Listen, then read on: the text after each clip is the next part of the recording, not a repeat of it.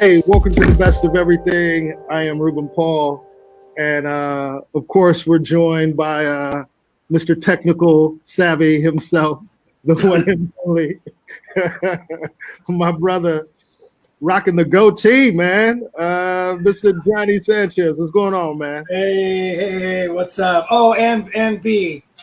Hey,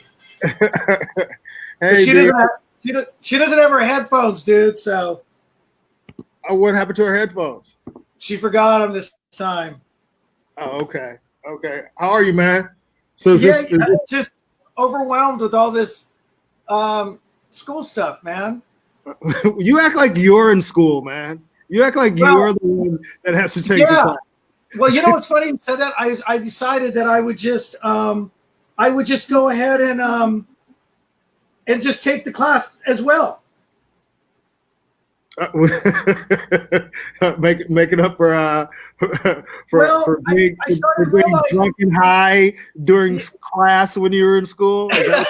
Yeah, not third grade, but because I shared an article on my Facebook page that came out yesterday by CNN. This whole article on how many parents are having problems, and at least I was like, okay. Oh, it's not me. Well, here's the thing. Some of it is. Let's just say if only 1% of parents were having problems, you'd be in that 1%. Absolutely. But get this, Rube. But get this. We were talking about the whole math thing last time, and you said yes. You were fine at math, and I was like, okay, I got better when I got older because of the business with everything. Well, in this article, the light bulb, the reason why I kept telling you, man, the way they do math. Do you know about core math? Do you know core math was introduced in 2010? What is core math? Can you explain it? Well, it's a different system than we grew up with. I wonder, like I was telling you, remember when I was over in China and I was talking to a friend of mine who teaches over there, and she broke down the way that they teach math in Asia, and it was fascinating to me. Okay. Yeah, now, it was difficult. It was difficult for me because I grew up learning it how we learned it here. Yeah. But as she kept explaining, she was like, it's actually 10 times easier. And I wish I could kind of go through that for the listeners and tell them what they taught me. But I just remember going, wow. And then, you know how sometimes you're sitting in front of somebody and you get it right then and there, and then they leave and then you forget everything they just said. Yeah, of course. Situations, but I did have the feeling like, oh, wow, that is much easier. But can you explain what core math is at all? Oh, well, I guess that's what she's been learning all this time, even back when she was in South Carolina. And it's they don't want you using your fingers. It's none of that carrying the one over and all that other stuff. It's just a different way of doing math. And it wasn't until I read the article yesterday I was like, that's what it is, because that was introduced in 2010 to children in America. They started teaching core math in 2010. She was born in 2011. So that's all she knows. Well, Toby says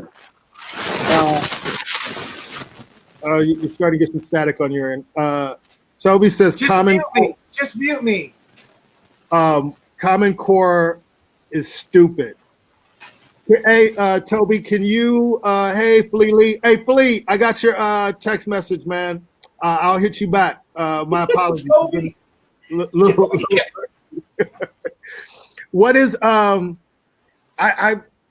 so you can't explain what core math is? I can't explain it because when I'm try to help her with math, I'll have to, you know what I'll do? The next time I'll just try to get some of the problems that she had and the way they were teaching. How about this? The next time B is doing core math, why don't you sneak into the frame and go, hey, I have a question to the teacher, and have her teach you. I know, right? Oh, Shauna, what's up, Shauna? That's very optimistic. I like that view. What's very optimistic? What do you mean? What is she talking about? Did I say something optimistic? No, what do you?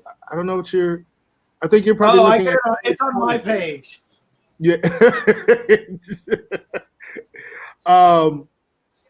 Wow. Okay. And how's she handling school? Dude, her reading and writing is fantastic. Oh, good. She's doing great in that, man. Like, she's really good with that. She does get a little frustrated. The math has been, she's always had a little bit with the math, where I'm just like, go ahead and use your fingers. Add and subtract in your fingers if you have to. Whatever it takes. Yeah. I don't. And then as she gets older, as she gets older, she'll, lose the need to not use her fingers. I mean, we learn, but, it's hard to comment on it when no one here knows what core math is. But yeah. Stan Felton teaches, Stan the man who's been watching every episode of us, he teaches math, high school math, dude. Well, Stan. Yeah. Can you, in a couple of sentences, let us know what core math is? In a few sentences, I'm just curious. Let me look it up. Why am I? We should have our crack statistician Chris look up core math and what the philosophy. Oh, the Native American? You gonna have the Native American look it up? Hey man, he's Mexican. He's more Mexican than you. No, but remember when we met him? Yeah. Like, oh, I just got back my ancestry, and I guess I'm Native American. Okay, here's core math. The knowledge and skills students need to be prepared for mathematics in college, career, and life are woven through the mathematics standards. They do not include separate anchor standards like those used in ELA literacy standards. The Common Core concentrates on a clear set of math skills and concepts. I don't understand any of that. See, but even that doesn't make any sense. Yeah, that makes no sense whatsoever. But Stan said core math. I know. Doing some Your house is moving. My house is moving, bro. So Stan, as a teacher, teaches math. Stan, are you forced to teach core math? I'm just curious about that. Is that what you're teaching? Yeah, he told me, he saw me post that yesterday, and he said, let me know what you need, man. I'll help you out, because she's just having problems with it. But everything else, dude, she's reading these books. It's a series of books, and there's 5 of them, and it's 5th grade level, and she's read 3 of them already. Oh, good. So good. Her reading is really, really, really good. So Stan just responded and said, nope. So I guess it's not a unilateral thing where all schools in California are teaching the same type of math. Like some schools are teaching core and some are teaching regular. Oh. Well, in the article I read, maybe they started with the young kids in 2010. But that's going to be the new standard. Maybe they started it in grammar school in 2010. Yeah. So is that going to be the new standard, you think? Is that supposed to be the new standard? Yeah, it's weird because sometimes I'll tell her, yeah, just do that, and then you just subtract that back over, whatever. I know the carrying the one was something that they were against. Oh, don't tell them if how much is 2 minus 5. Well, yeah, you go over to the next number, carry it over. No, we don't do the carrying the one. It's just weird, dude. It's just weird. You know what I mean? All right, let's change the subject. You're starting to get stressed out. So. Oh wait, here's Stan. My daughter is a freshman in college this year, and she has to take all her classes online. Oh yeah, that's not a math thing. Oh, by the way, I think she has to take. She was going to go to University of. She was going to come out here, I think, to Irvine, and I think Irvine she was going to go to, but now she's got to stay over there in Fresno, Clovis area, and go to college from Fresno, Clovis, when she could have been going to college in Irvine. Oh. Could you imagine that? You get into a UC Irvine, and you have to stay. Nothing against my Fresno, Clovis peeps, but it's the San Joaquin Valley. Sorry, guys. All right. I mean, it sounds horrible, but I'm not one to judge. Okay, here's what Stan says, and then we'll move on from this. I use many different approaches to math, and Common Core was a big deal about 6 to 7 years ago, but it's being phased out now. It's too restrictive, and the concepts don't work in day-to-day life. Thank you. B and have her do what works for her. Did you hear that, B? Just listen to Dada. Oh, He's got you covered. Well, I mean, let's talk to the teacher first. I don't know about that, but a couple of things. How was your Labor Day weekend, man? I didn't do much, dude. I have B a lot. So what does that mean? No, I mean, I don't want to go. We don't want to go out anywhere during Labor Day. There's too many people. So what'd you do? You just stayed in? You didn't do anything? Well, it was 108 in West Hollywood on Saturday. Yeah, I know. I live here also. But it's cooler where you are in Culver City, right? I'm not in Culver. No, I'm not in Culver City, but it's I think it was Saturday was. Wait, I thought you were in Culver. I thought that's Culver. No. I'm in. Well, I don't want to tell everybody where I live. I don't want to get stalked. Gross. I mean, look at this guy. He's got to have a green screen. He doesn't want to say what city he lives in. Johnny, I mean, look, that piano in the background, for you guys who are not watching, I have a grand piano here that I need to keep safe from the public. I'm going to start calling you Kanye Worst, okay? Oh, okay. Yeah, whatever.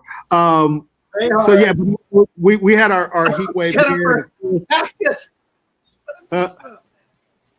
Wait, why is everybody... Oh, wait a minute. I'm looking at an old...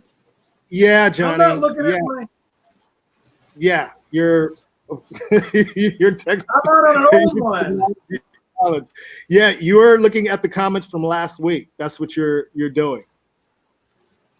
And Shauna told you that like 7 minutes ago. Oh man. Focus, Donnie, focus. So, one thing that's been interesting here in around the country. You just go to my page. I will say that yeah, but should I be on my own page? Did you repost it?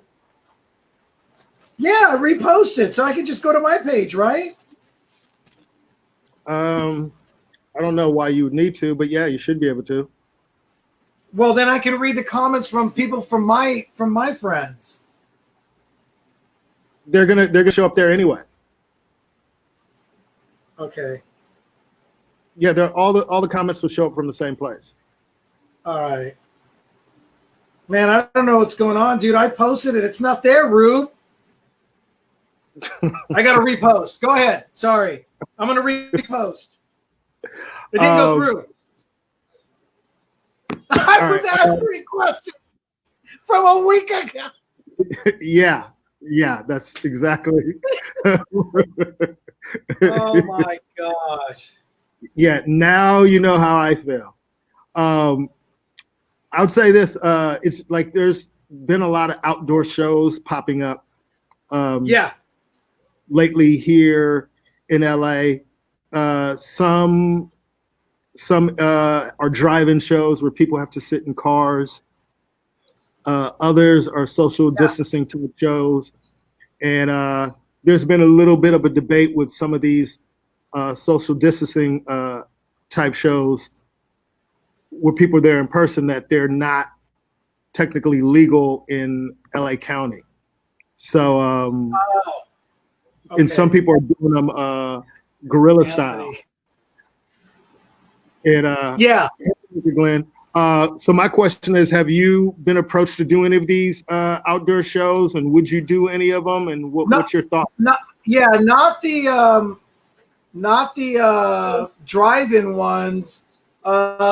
Just a couple of the outdoor was like, hey, I'm thinking about, I know some people that were, but I wasn't available on those nights because those are the nights that I had B. And, right now, dude, people watching somebody or babysitting, that's all different right now.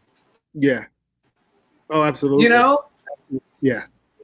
So no, I mean, I haven't. I mean, it looks to me like the drive up ones are getting better and better. Yeah, I know. There's one that's been at the I was going to say Comedy and Magic Club, the Magic Castle that's in Hollywood. Yeah, the asphalt castle, whatever. Yeah, Magic the one Castle. over by. Yeah, the Magic Castle over off of Franklin, I believe. Franklin. Yeah, they've been doing shows over there, and I know Matt Rife has been doing drive-up shows where literally he pulls up a U-Haul and they do it in the bed of the truck in the U-Haul with chairs set up around, and it just shows that people don't realize, like, for comedians this has been a very tough time in Los Angeles and in New York, and just trying to find ways to to perform. You know what I mean? Yeah. Like, it's been for most of us, it's our livelihood.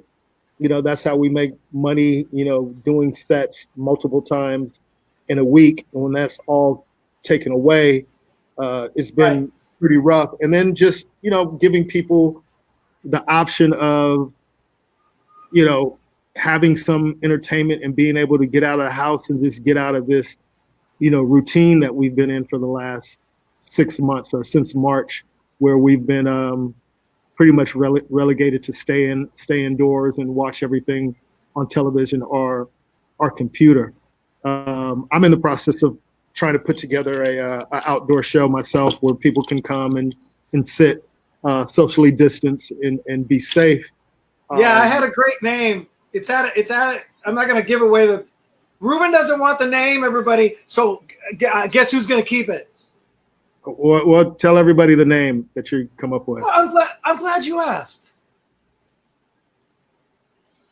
So it's at a studio, but it's going to be in the parking lot at a studio. And I said, should call it Studio 54 Laughs. Studio 50 for Laughs. So much like Studio 54, the number, it's Studio 50, FIFTY, and then FOR Laughs. Studio 54 Laughs. That would be great if our demo was 60 and over. That might be mine, though. I kind of want to go for the older generation. They're less judgmental. Jeffrey Keller said I should do a 45-minute Peloton class and tell jokes. Hey, dude. You know what? He just posted the other day, dude. I was nice enough to hit like, but immediately when I saw him, my stomach got nauseated. You know what I mean? Why do you get nauseated when you see Because Jeffrey? He is dripping with sweat, and it just looks so gross to me. He's not gross looking.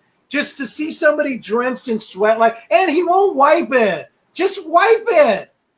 Johnny, why does everything annoy you so much, man? Like, you're like a 90-year-old man in the inside. Like, everybody get off my lawn. Yeah. Everything annoys you. Hey, Shams. Hey, Christina Shams. What? But it's like, I would say this, like, some comedy clubs are starting to open up across the country, but again, they're they're not at a at a lower capacity than what we're used to. But I think it's better than nothing, and it's just based on the comic feeling safe enough to travel to some of these places. If you got offered gigs out of town, would you take them right now? If I could drive. You don't want to fly? I don't really want to get on planes right now, dude. I've been seeing the photos. Unless it's a flight to Phoenix, which is 45 minutes. Well, I don't. But Johnny, at some point, I mean, and I'm not saying you're right or wrong. That's how you feel. No, I know what you're gonna say. Yeah, I know where you're going with it. it's just at a certain point for us with our livelihood, and we travel a lot normally. The international stuff is hurt me a lot because I do a lot of international stuff, and as Americans, our passport isn't really welcomed anywhere right now. That's true. I didn't think about that. Yeah. Yeah. So it's safety, but how are we going to make a living with all the stuff that's going on with unemployment, et cetera, and what choices are we left with but to take those chances? Yeah. TikTok. That's how. All right. So keep an eye out for my account, which will be under TikToko. I'm going to go under TikToko. Then you'll be on the corner with all your luggage going, hey, my TikTok checks, they're going to be coming sooner than later. I don't know, man. It's just well, what about listen, with the thing with the pickup truck, that's one angle to look at it. Mm-hmm. What about what about comedy on the block where you drive around in a sort of like an ice cream truck, but it's a truck. Listen, hear me out. It's a flatbed. It plays music.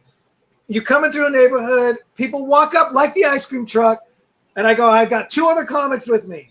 It's $10 a head. We'll do a comedy show right now. They know about it ahead of time, by the way. We tell people when we're going to be on their block. And we come down like the ice cream man. People can even whistle and stop us. Let me tell you why this is so ridiculous to everybody listening. You watch. It's probably going to work. Someone's going to take that idea. But it is going to work without you because you're the most pickiest person on where you perform. We would pull up in that truck and people would gather around and you look at me and go, sorry, dude. I can't do this, man. Hey, man, whole new Johnny coming in 2021, bro. 2021? It's still 2020, dude. But here's the thing. I mean, but I'm saying we're not going to get back to really. I think it's not going to get back to working until the year 20. And by the way, I'm already I got a hashtag for next year already. I get a hashtag every new year. 2021. But here's the thing, 2021. Everybody. In all seriousness, the whole point is, how do we make money until things open back up? That's the whole point. Like you can't. I mean, can you afford? Can you can you literally afford not to work until next year and be okay? No, of course not. You know what I mean? Like that's the tough part, and that's why comedians are trying to be more creative. And I think a lot of these people who didn't want to do online shows and do those Zoom shows are starting to open up to do that just to make some money in. And I think the last and the final part, working comics know this, is the money you make in town doesn't compare to the money you make on the road. So, right. Oh, you know what I mean? No comparison. No comparison. Hey, listen, my boy Anthony's like, hey, man, Cheech and Chong did it. Come on. Mm-hmm. Jeffrey Keller's got an interesting idea that he took from me. You set up a screen in one room with an audience, showing you telling jokes from another room. Oh, they do that at big churches where they have an overflow room, like the pastor will be in the main sanctuary, and then people will be seated in an overflow room watching it on a monitor. But the whole point, even in doing that, it'd have to be at a I don't even know how you would do that legally, or you just do it, guerrilla style, like some people are doing it. Well, this is interesting. I wonder how's it going to be for my buddy Anthony, who's a singer who has a band. What are bands doing right now? That's interesting. Now, does Anthony have a set place where he would perform on a weekly basis? Yeah, he did different nightclubs, but he had I don't want to call it a residency, but I mean he's always consistently down at the Howl at the Moon at City Walk, and then he would go to the Whiskey and the Roxy and stuff like that. But I feel like for musicians, it's oddly easier to get a band online and jam when people listen than it is for comics to do comedy. Music is so universal, dude. People. I mean, I have to be honest. Yeah, this is like he said, first time with no gigs, man, in a long time. He's gone the longest. You know, whenever I'm watching the late night talk shows or even some of these concerts, these benefits, I don't have a problem watching the musicians in their house jamming, dude. It's kind of neat. It's different. It's intimate. I just think comedy gets lost. Somehow you're able to be funny online. I don't know about me, but you're good on here. I don't know about me, but I just think comedy, something happens if you're legitimately doing stand-up in front of on a computer, on a social media platform. Well, this is the conversation. I think, you know, we don't really know when things are going to open back up. You know, we have no idea. So I think the point of the conversation is like literally trying to figure out, you know, what the new normal is for now, or do you just, you know, sit down and I'm just going to wait for things to open up? Like, and the only reason why I'm bringing it up is because I've had conversations with other comics, and a lot of comics, to be honest, are scared, you know, and, you know, it's scary when, you know, unemployment doesn't pay your bills, you're not working, people are being evicted and thrown out into the streets. It's just a mess. So I think, you know, I commend, you know, the people that are out there going, look, I know these situations aren't ideal, but we have to figure something out to be able to survive until things, quote unquote, get back to normal. And I think that's kind of what we're all stuck with. So some of the things that we wouldn't do, I remember, you know, I did a couple of Zoom shows early on, like in April, May.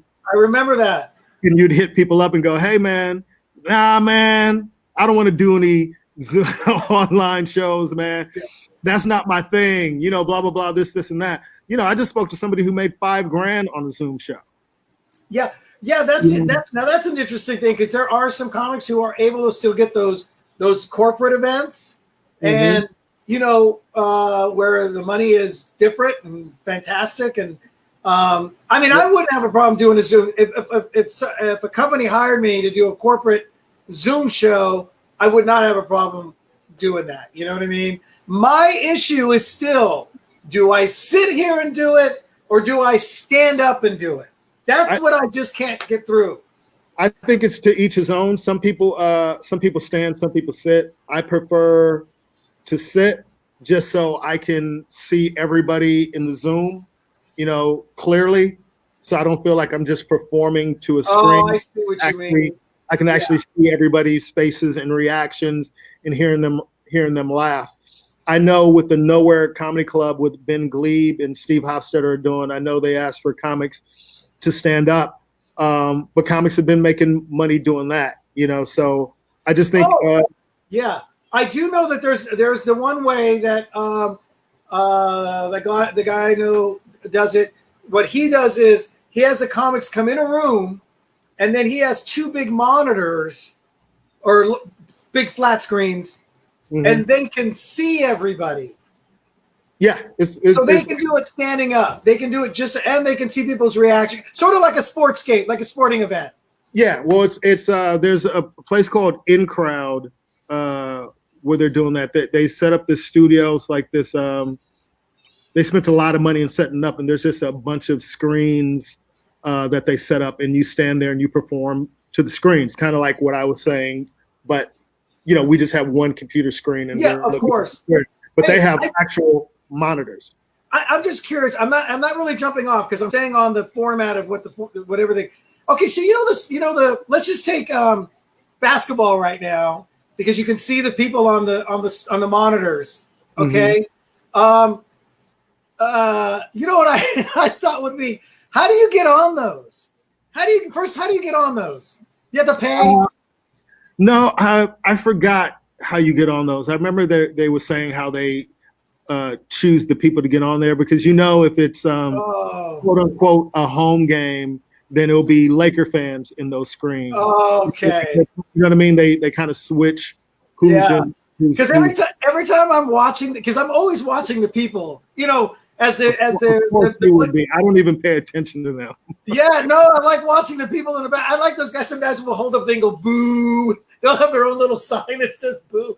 But I always watch them in transition once somebody makes a basket or they miss, and then they're going back down the court. And I thought how funny it would be if we could get on one of the games, but you and I have opposing jerseys on, and then at some point we just pretend that we were getting into a brawl, and like we just keep going.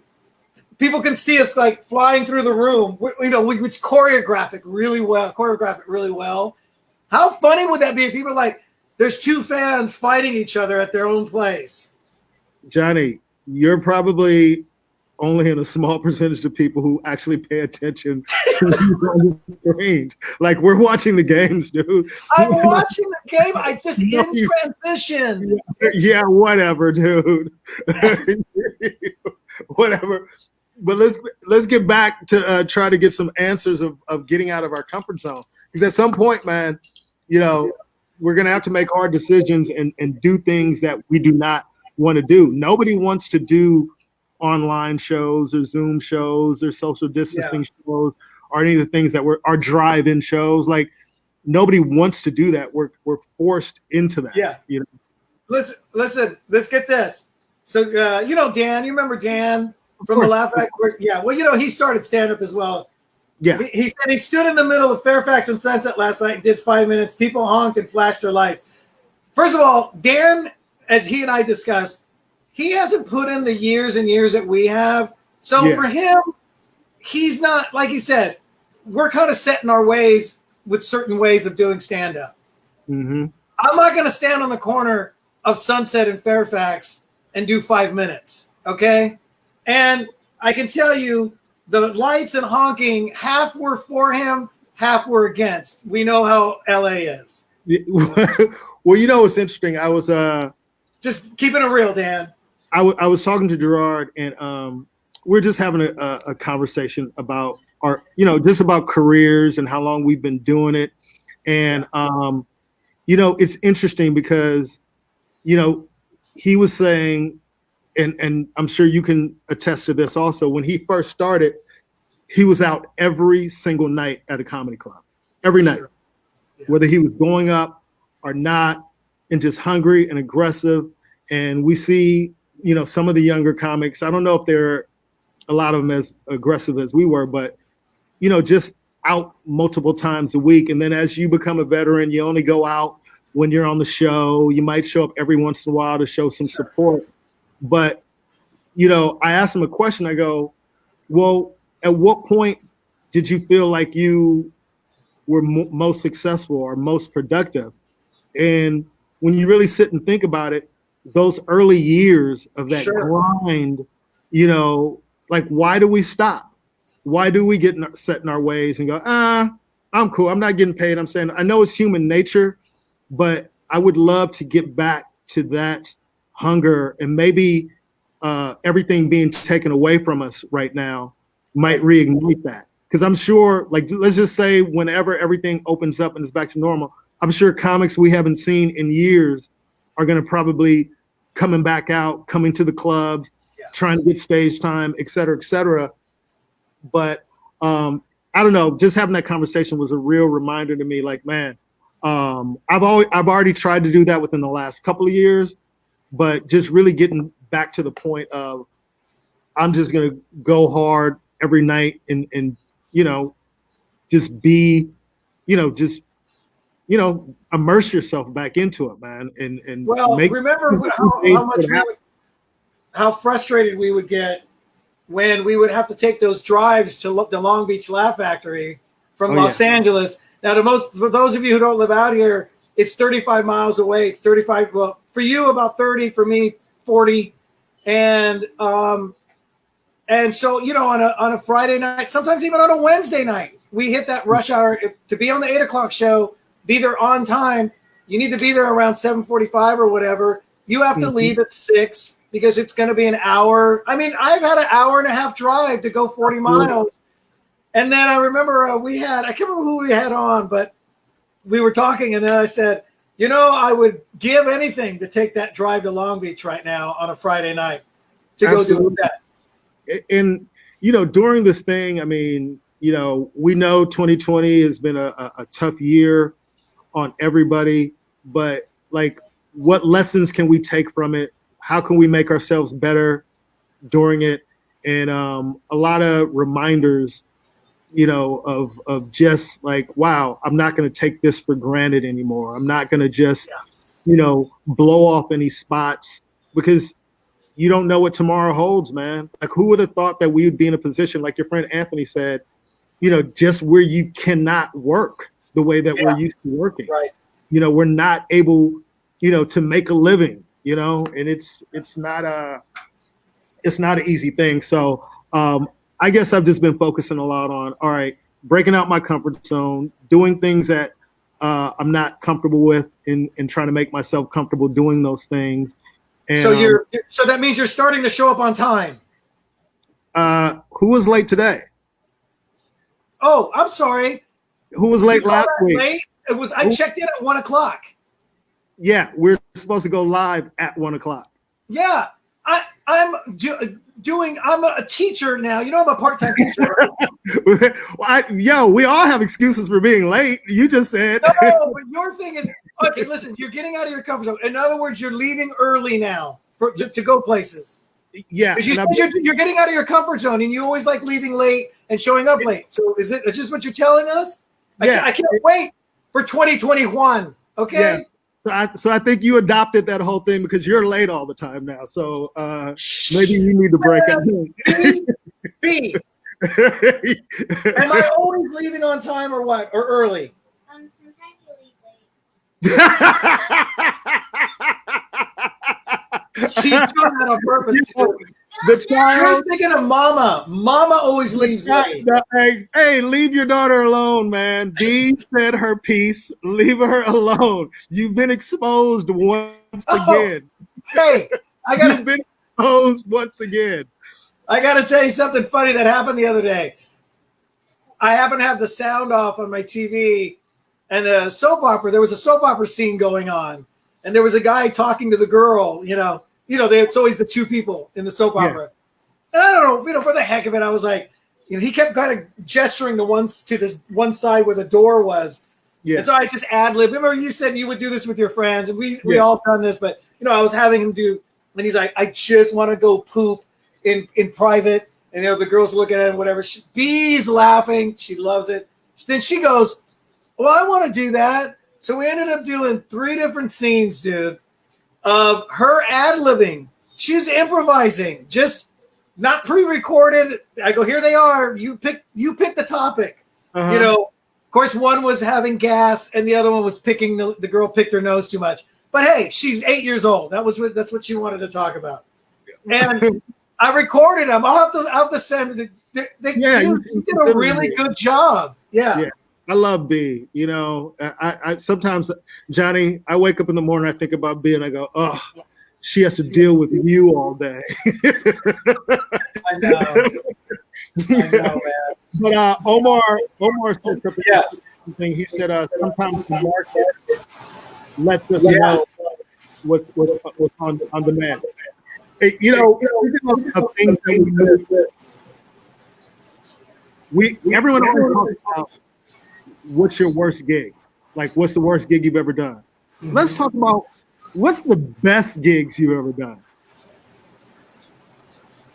You're asking me? Yeah. Oh, like what's name like three of your top gigs ever. Like where you just go, man. What up, Andre? Well, I gotta give a shout out to one of the Portuguese from back home in Tulare, Epa, Luis Silva, Epa. All right. Okay.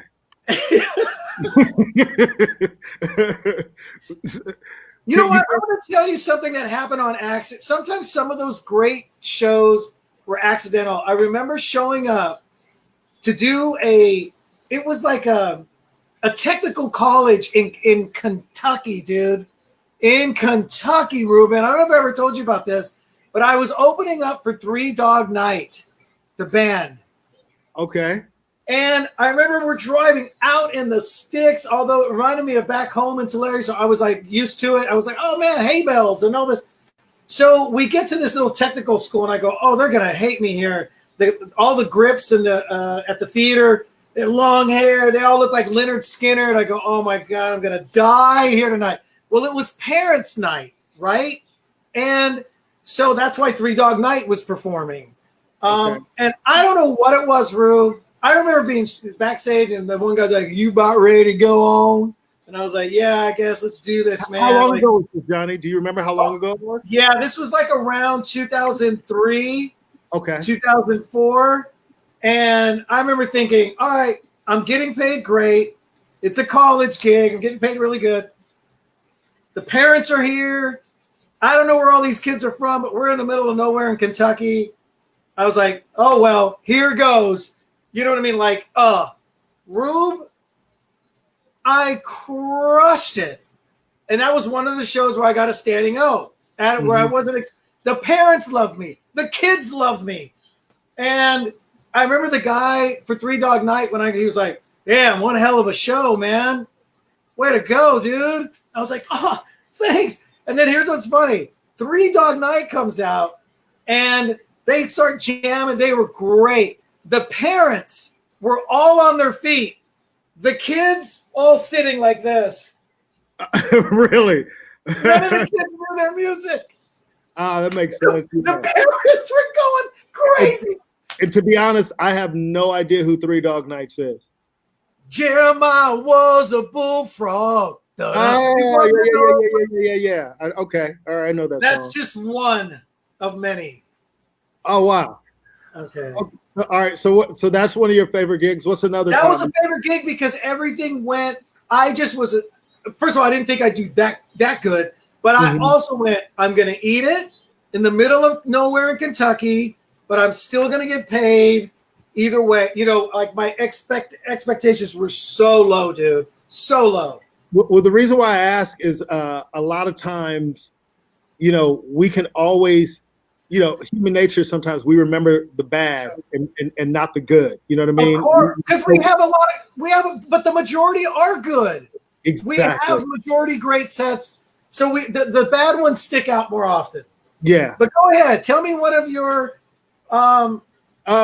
favorite ones. And all right, we'll go back and forth. I'm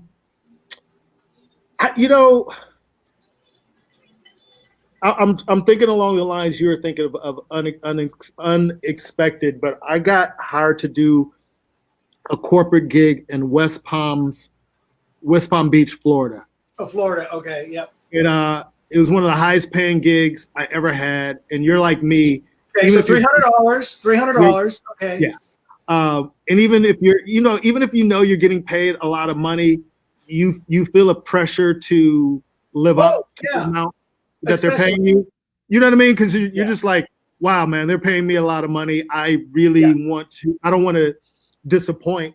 And I can't remember the name. It was for a huge insurance company, and it was Black owned.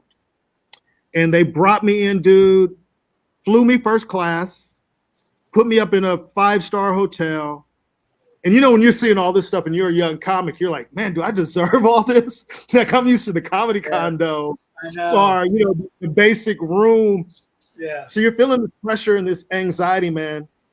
And I remember getting to this hotel to do the show, and it was like this beautiful ballroom, man. It was like low lights, and it seemed like everything was gold and had like ice sculptures. It was beautiful, Johnny, absolutely beautiful. And I just remember being really nervous. And then she the lady who booked me pulled me to the side, and she's like, "We're really happy to have you. You're going to be great. Just go out there and have fun." And I went out there, and you know how corporate gigs are tough, man. They're not like it's a different animal. They're a whole different animal.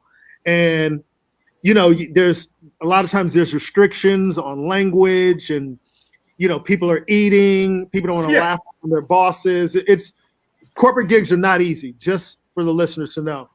And I kind of one thing that I learned, I can't remember what comic told me this, is I just wanted to get some information about the people who work there, like the owner of the company, the management, just little stuff. And I go up there, man, and Johnny, it was like doing a Saturday night gig, like at the Ice House. Yeah. When you're going, like all those nerves, you're like, I felt all these nerves for everything were like, every punchline is an applause break. Like everything that you, like the setups, they're laughing. Yeah, they're laughing at the setups. Yeah. Dude, they're laughing at everything. You felt this. For you guys listening, only I think comics can really relate to this is there's a moment during the laughter where you almost, I don't want to say it's an out-of-body experience, but you kind of say to yourself, like, damn, I am killing.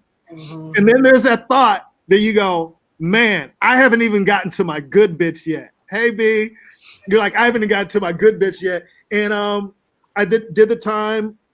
It went great. And she ended up hiring me for another great gig that I did in Santa Monica where Magic Johnson was the keynote speaker. So it was just one of those moments where you think it's going to be a disaster. You think it's going to be a disaster, kind of like your situation. Yeah, man. Be like one of the best gigs you ever did. So I'm not sure if you told me about that before. I'm just kind of curious. The ice sculptures, were they ice sculptures of Ice Cube and Ice-T? Or oh my God. Why? Because it was black owned? Well, yeah. And I think I remember so, oh, wait a minute. I think I remember you telling me the name of that insurance company. Okay. What was it? No, the black owned insurance company, right? Yeah. What's it called? It's Not My Fault, Man? Insurance? No, it was called Brogressive. Hey, you did a pun. Ruben did a pun. He hates what I do. I like that. I know you'd like it. That's why I did it. Brogressive. It was for Brogressive Insurance. Hey, B. Bro, I love it. I love it. Fantastic. And she in the second gig she hired us for was it was like some diversity thing. It was like diversity in marketing, and it was in Santa Monica at the Fairmount, and it was awesome, man. I heard Magic give like a speech about businesses and how to develop partnerships. It was really cool, but it was a cool gig. Corporate gigs, when they turn out great, are really gratifying because you go in with very low expectations. Totally. That's great. What's another great gig that you could think of? Wow. Just like it's weird, dude, because we have more good shows than bad shows, but there's this thing about comics where it's almost like, well, all right, that went well. We don't remember, like you said, we don't remember those as distinctly as we remember the bad ones. I think the bad ones make us feel like we got to work harder. Let me kind of lead you. Well, yeah. I agree with what you're saying 100%. I'm just trying to, because everything has been so depressing. Everything. Let me ask you this: do you mean a regular show or like anything like a taping? Just anything, like Johnny, like me and you will call each other like late at night after a show and go, "Damn, dude, like, man, that was a great show." For whatever reason, we could have been in a bad place. We could have been depressed. We could have like just something like very memorable. And the reason I was kind of thinking about that, like during this conversation, we talked about getting our comfort zone, trying to figure out what's next, what we're gonna do. But things are so depressing. It helps sometimes to focus on the good times, good things that happen. You know what I mean? Because we've done a lot of shitty gigs, and those are easy to remember because like you said, shows are usually, especially at our level and at our level in our careers, where most of the shows are going to be better than not. But then every once in a while, there are those special shows, man, where you just feel great, you feel appreciated, you feel like, man, you can't think. How about any of the 3-9-1 shows that you did, or Traveling with Paul, You know, can you think of any? Yeah, there were some amazing. Yeah, the Paul Rodriguez. That's when I really fell in love with Colorado, dude. When we did shows in Denver and Colorado Springs, those audiences were amazing out there. You know what I mean? I got my very first big standing O in Seattle, Washington, early on in the 90s, and that was unexpected. I didn't even. That's another one for some reason. Choosing the ones where I just kind of go, I'm amongst comics who have been doing it much longer than me at that point. I was the newer kid on the block, and I'll never forget. The spotlight was so hot.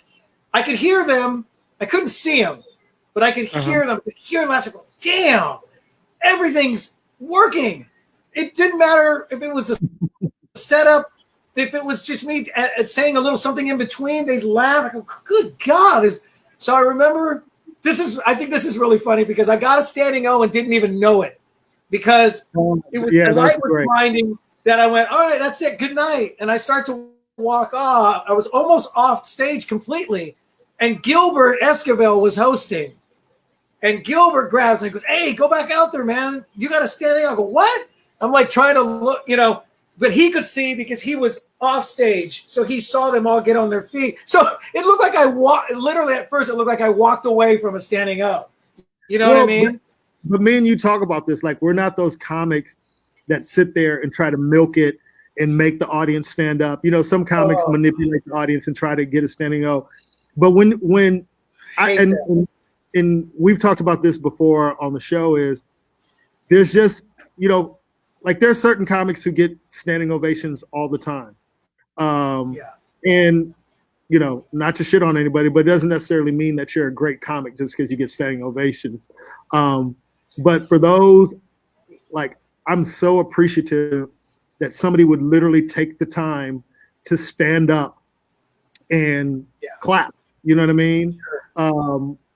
And, I've, in a 20-year career, I've gotten a number of them, but a lot of them are really touching when you don't expect them. Like, you just have this moment, like, whoa! I remember at the San Francisco Punchline, man. I think for me, now that I'm thinking of these stories, for me, it's always a situation where I think it's going to turn out bad and it turns out well, or I was underestimated and I delivered. You know what I mean? Like, where people don't. I remember I told you the story when I did the Arlington Improv, and I'd been wanting. The guy saw me in Montreal, and he was like, "I'm going to book you in my club," and he ended up booking me on a fallout. For you guys who don't know, a fallout is when somebody cancels and then they call you last minute to fill in the spot. And so there's no promoting you. There's no promoting you, and a lot of comedians turn those down. But then sometimes, you just go, yo, let me go and improve myself. And Johnny, for a comedy club, I had some of the best shows I'd ever had. The audience demographic was like perfectly mixed. It's like they were literally like, okay, 5 black people, okay, 5 white people, okay, 5 Mexicans, okay, 5, like they got the rope. They got the rope. Dude, it was like a perfectly mixed audience. Like it was. I mean, it was so. And maybe it was a little bit more black people, but it was just a great atmosphere. Yeah. And I remember getting two standing ovations during the course of the week, man. And I remember thinking to myself, wow, this is my niche. Like, this is, when I get to a level and I'm selling out, theaters and stuff like that, like, these are the types of people that will be in the room. Like, this is my sweet spot. This is what I want. And I never got asked back to the club. And exactly. Yeah. And I just remember being hurt by it. And I remember my manager at the time, because the owner came and saw me one night and he brought some friends and I had a great seat, but my numbers weren't good because they didn't promote me. I didn't do any radio. No. I did no press whatsoever. People didn't even know I was there. Even after the show, they're like, yo, man, we just took a chance and came and saw you. We had never heard of you. And it was so gratifying. And I was just really disappointed that I never got another opportunity after, you know, performing at that level. You know what I mean? And when the staff is going, yo, I've never heard of you, but I've never seen somebody come into this room and do what you did, Right. and blah, just very complimentary. So, sometimes things can go great and still not work out in your favor. I will always remember that gig. But what's interesting is people it would always be weird with those fallouts, because so people know that the club doesn't have time to redo all the flyers with the other comic that was supposed to be there. So you're there, on their tables are the flyers or the little calendars for the 4 weeks or for that month. Yeah. And then the week that you're there, there's some other dude on that photo. And I remember I would even literally see people as I was on stage going, there's some white dude here, and then this guy's up, and they would ask me, they'd be like, God, we loved you, and we didn't even know you were here. We came to see they had somebody else, and we'll go see him. But how they're not, and that you have to explain to people. They already printed them up. I got the call 2 days ago. I hopped on a plane last minute, and I'm here, and whatever. Yeah. And it's just weird because you come in, you do them a favor, and you give that audience a great show that wasn't even expected. Matter of fact, I'm sure you looked half the time. You looked at who would have been there the week you were there, and that show was going to be okay to mediocre, right? Yeah, absolutely. And you come in, you bring the heat, and you kill it. And you don't, I've been there too, and you don't get asked back. That's why I stopped doing those fallouts.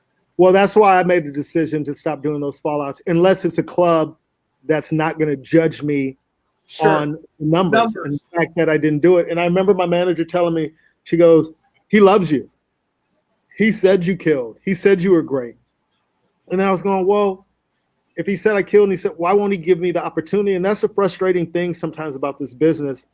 There's a lot of hype involved, and I understand it's about asses and seats, but I think, there's some club owners who get it, that give people the opportunity to grow in a market, because if people see you and you deliver, you gain new fans, and they'll go, hey, and I still get emails like, hey, how come you haven't been back? When are you coming back? When am I going to see you again? Right. And it's one of those things where it's just disappointing. And there's a part of you, excuse my language, is like, fuck you, dude. Like, really, you can't take a chance? Like, there's 52 weeks in a year. You can't give me another shot after I performed at that level when people aren't going into that room doing that.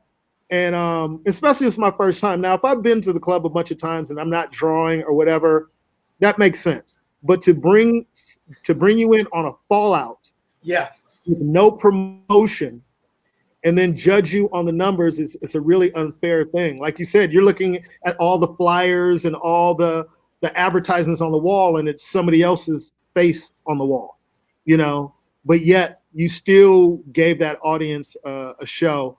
But still one of the best gigs I'd ever done, in one of my favorite weeks of comedy. I didn't have to censor.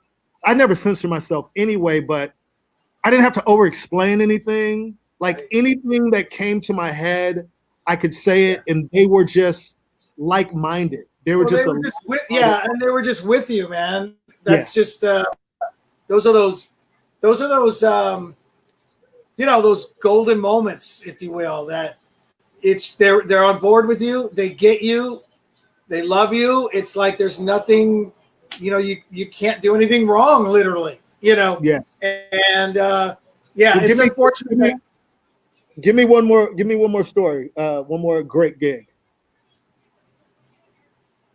Oh, well, I'll tell you why I like this one was because you'll love this one. So I was doing the Laugh Factory Vegas, and it was the Sunday night show. Mm-hmm. And just so people know, it's a lot of people, Las Vegas fans, they've seen everything, so it's hard to impress. And I was already having a good set. I was having a great set. But there was a black couple about second row. I know I told you this, but the girl was watching me. Her boyfriend, and they were probably late 20s, early 30s. He was he was on his phone for a long time texting, dude. And I was still doing great, but I could see him. I don't think a lot of other people could see him, but I could see him. And I remember saying to myself, do I address this? I'm doing great. I don't need to. Like, it's just one guy who's not into me. And I remember going, nah, I should say something. And I stopped. I was about 15 minutes in. And somewhere around right about that halfway point, because it's only a 35-minute set, right? Mm-hmm. And I said, yo, man, really? Really, dude? You gonna be? And then he looked up, and I remember her going, told you. She went like that, told you. And then he goes, oh, kind of went like that. And then I improvised him texting his buddy he was going, so who's performing, man? Man, some little Mexican dude, man. I mean, he ain't no Kevin Hart, you know what I'm saying? I ain't even listening to this mother, you know. And I then, of course, you know, when you have the material in your back pocket, Ruben, right? I went, maybe I'm not doing the right material for you. You're not relating to anything I'm talking. Maybe you don't like that I look Indian or that I'm Mexican or what. And of course, I had 20 minutes of black material that I had developed from. Yes, you're gonna love this. So I go into it, man. I go into everything, Ruben. I go, you want to hear something? I got some material for you. I do skit scat. I do tiny ankles. I do it all. I do it all. I don't leave any of that material out. And it's killing. And he's buckled over, dude. He's even going like that to me. And I remember I was like, all right, anyway, I wasn't going to go that way. You know, at the end when you go, I wasn't going to go. This guy's texting. This brother's texting in front of me. Standing in a Vegas room, dude. You know how hard that is. Yes. And they all got on their feet for me, man. And it was packed that night on a Sunday night, first show. So I just love that. I love that memory because I almost just shined it and said, never mind. Like, I wasn't sure if he'd get mad that I called him out, and then it gets uncomfortable, and then you got to hold it. Because, you know, when that happens, it can go either way, right, Rube? It can go either way. Well, just hearing that story, I think there's a commonality in what we're saying. It's always usually a situation where it's totally unexpected. Like, we don't think it's going to go the way that it's going to go. Just like one time that I called you from Reno, you know what I mean? And I was like, yo, dude, can you believe this redneck place? I got a standing ovation here. Like, it's always these weird times. Here's a funny one. You're gonna laugh this one. I don't think I've ever told you this, but I can't say the celebrity's name. But I'll tell you a story. So, I'm at the Laugh Factory, and I know to people listening, you know, all these stories, for whatever reason, are standing ovation stories. But me and Johnny have been very honest. We don't get them all the time, but we're just giving them Right. So we don't want to come off like this is, you know, like, oh, these guys are just bragging. But, you know, they stand out because they don't happen all the time. So I'm at the Laugh Factory in Hollywood. And you know, we could probably count the standing ovations in that room over the years. You know what I mean? So I'm having one of those sets, dude. You know, when we have, like, again, everything's going. So there's a celebrity and their dad in the audience. And I'm destroying Johnny. I get a standing ovation. Tony Rock was there. Tony was like, yo, man, one more joke. Like, you know, he was just, you know, Tony, when Tony gives it up to you, he gives it up to you. So he was like, man, you did that, man. You fucking, you know. So I'm like, yo, I felt good. I get off stage. The celebrity's dad comes up to me and goes, you are a star. You're amazing. And I'm like, oh, you know, thank you. You know, the hands across the chest, you know, humble.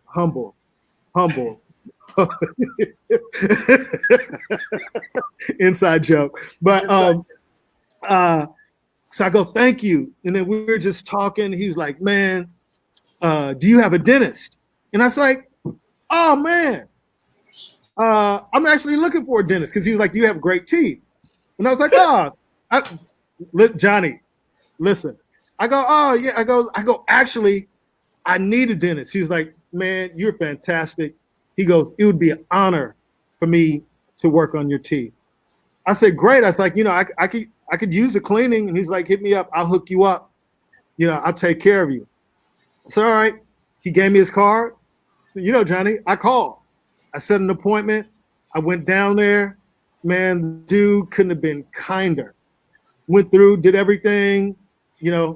Johnny, when I got to the cashier to check out, that motherfucker charged me so much money, dude. I was like, whoa, this has to be a mistake. This has to be a mistake. I didn't have insurance. I didn't have insurance. And I was like, whoa, what is this, the bill? And she's like, yeah, she's like, the doctor told us to give you, a discount. I was like, this is a discount? Dude, it was like over $2,000, dude. And I didn't even really get anything done. It was like he did a basic x-ray and stuff like that, did a little bit of a scraping, dude. And it was like, are you kidding me? Never went back to him again, dude. Nicest guy. But I just realized, hey, man, with these hookups, you got to ask a lot of questions before you go in, dude. I could not believe it. I could not believe that bill that I got. Wow. I could not believe that bill that I got, dude. So is there any time, aside from a book that you write where you can say the name, would you ever say who it was, like on a late night talk show? But I'm talking about once you get some notoriety. Like you have some notoriety. Yeah, I mean, you know what I would do? I would talk to his son first and tell him the story. Okay. And if he was okay with it, I'd be like, yo, man, I got a story to tell you. And I actually ran into him one time and said, we don't know each other, but we know each other. Like, it was one of those things like, hey, dude, I met your father. It was that type of thing. And he was like, oh, yeah, baby. Like, oh, yeah. Like that. So if I saw him again, I'm like, yo, dude, I have this story about your dad. Like, no harm, no foul. It was years ago. But Johnny, I remember driving home, and it was far, dude. It was like 40 minutes away from where I live. But I'm like, dude, I'll drive 40 minutes for a hookup. Are you kidding me? If somebody's gonna hook me up, I'll drive an hour, dude. Because you know what I mean? It's like, I'm just paying gas money. And I remember driving home furious, thinking to myself, what are the regular prices? If this was a hookup, like what do they normally? Yeah, but it makes me wonder, dude, if that was really the discount. I don't know, man. I was in a complete shock, dude. It's like, just tell him. I mean, listen, he may have knocked off 10% or 5% of his normal price. It's not like he probably knocked off 50%. But to him, he's probably like, hey, give him my 5% discount that I give people that I know, or something. It probably wasn't even that. The discount wasn't but $50 anyway. You know what I'm saying? You get at and money, and me and you have talked about this. Like, now you know why sometimes I ask so many questions about things, and somebody goes, "Okay," I'm like, "Wait a minute." Now, like, what's the ballpark range? Is this free? And some people are like, dude, I said I'll hook you up. Don't worry about it. You don't even have to bring your wallet. And I go, well, I gotta ask, and the reason why I ask is because of this experience, dude. But you know what? Now, like, I don't mean to come off rude. You know what I mean? But I ask. But you just made me think of a great idea. Is if somebody says, hey man, I got this thing, come on down. You don't bring your wallet. Great idea. Then you go, oh, I'm getting charged for this. Oh, I don't even have my wallet on me.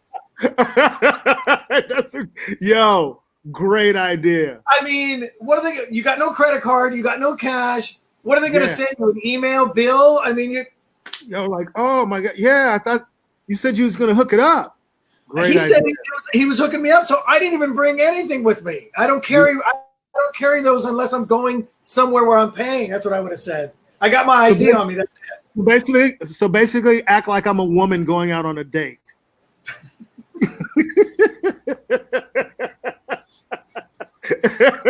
I just bring my ID to get I'm in. just kidding. I'm just kidding. I've never made a woman pay on a date ever. I've never done that. And On a date. Oh, but on ladies' night out though, you know all they bring is their ID. Hey. Oh gosh. Did they dance around their purses in a circle? Did they do that too? Listen, man, I just want to see the commercial for Progressive. Progressive. I want to see that commercial. We need to shoot one. All right, let's get out of here, man. Okay, Well, man. Johnny, I gotta finish our homework. By the way, B, come here. Let's show Ruben what you made yesterday. What you're wearing. Check this out, dude. You want to go get the other ones? Yeah. They're in the closet. Check this out. Everybody, this is B, Johnny's daughter. Yeah, this is B. We For finally. you listening, Can you see him hanging? We were like, we needed something to do. It was so hot over the weekend the other day. So we were like, I go, hey, we got a little tie-dye kit. You know, I've always wanted to try a tie-dye. So come on in here, B. Show me, B. So this is the one shirt she did. That's her own. B. Move over, B. Oh, that's really cute. For you guys watching, B made a shirt. It's pink and white. I like that. It's pretty. Good job, B. And then she did this one as well. Nice. Okay. Nice. Good job, B. And I decided to get in on it too. Channel a little Prince. Okay. Hey, B, make one for your Uncle Ruben. Will you make me one? What colors, Ruben? She only had these colors, so that's what we did these. Hey, go get B some blue paint so she could make me a blue one. A Dodgers? Yeah, blue and white one. Guess who said she's a Dodgers fan? B? Yep. Come on, Lena. Yay, B. B. Tell Ruben, who's your baseball team now? Dodgers? Dodgers? B, would you want to go to a baseball game? You want me to take you to a baseball game when things open back up? No. No. All right. Okay. All right. Yeah. No candy. No soda. You know what she said to me the other day? Oh. What? No, because I can't believe you're like you're a Dodgers fan. And then she's like, blue's my favorite color. So blue for life. I'm going to be a Dodger fan. I go, oh, boy. Well, B, I'm going to give you one day to change your mind and apologize to me. And then I will take you to a Dodger game and we'll have a blast. And I'll buy you whatever you want. You can eat cotton candy, popcorn. Eat cotton candy, popcorn. She'll change her mind. But we got to leave your dad. Your dad sneaks in plastic stuff and fills it with stuff. Right. Hey, John, I still have it. I found it the other day. I still have the plastic flat. By the way, they're supposed to be disposable. You just clean them and use them over and over. Yeah, you still have yours? I still have the one you got. I still got three or four of them still. Yeah. Oh, wow. Great. Yeah. You guys, well, we won't tell everyone. We'll talk about that on another podcast. No. Let's not give it away yet. But Anthony, Stan, Toby, Erica, everybody who did. Everybody. Jimmy Alonso. Yeah, we appreciate everybody. Stan Felton. Going to teach you some core math. But thank you guys. Merriweather, Toby. Who else was on it? Jimmy Alonso. Luis Silva, Epa, the Portuguese, Epa. Enough. All right, guys. Thank you for listening. Thanks for watching, everybody. Thanks for watching. Thanks for listening. Again, it's the Best of Everything podcast with Ruben Paul and Johnny Sanchez and B. Thank you, B, for chiming in. And we're going to have a great guest on next week. And again, thank you for your support. Hey, man, you know what? We don't need no guests, man. This is the way the podcast works. You know what? You're right.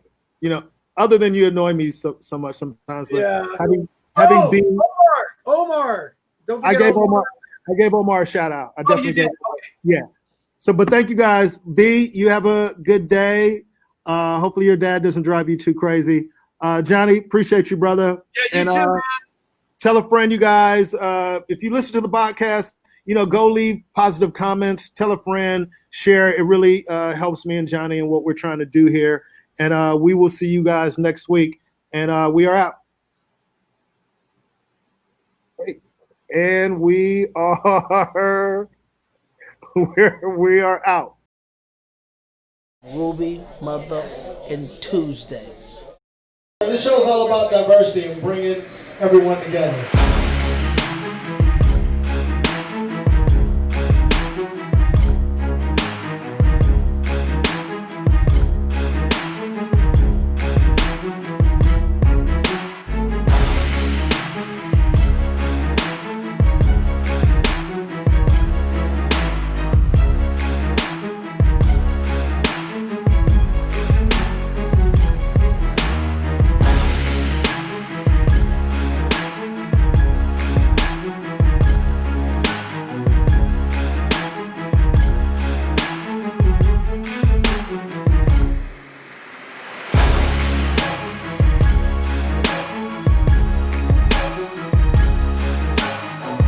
You never know who you're going to see at Ruby Tuesdays.